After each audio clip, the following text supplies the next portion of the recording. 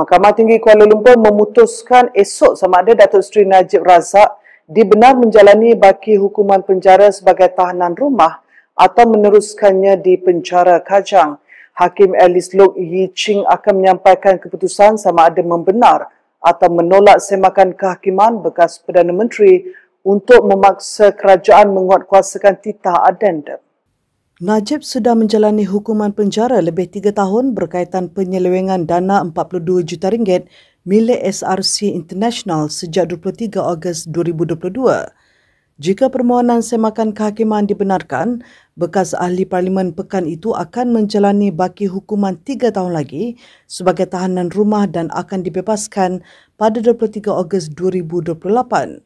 Bagaimanapun, bekas Perdana Menteri masih menanti keputusan bagi kes penyelewengan dana One Malaysia Development Berhad (1MDB) yang akan diumumkan oleh Mahkamah Tinggi yang bersidang di Putrajaya Jumaat ini.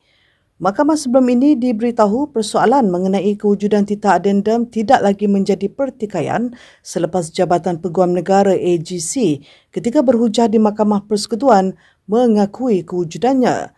Bagaimanapun, pasukan peguam mewakili Najib berpendirian Lembaga Pengampunan memberi diskaun kepada Najib terhadap hukuman penjara dan denda bagi kesalahan berkaitan SRC International Sendirian Berhad, manakala titah addendum membolehkan baki hukuman penjara itu dijalani sebagai tahanan rumah.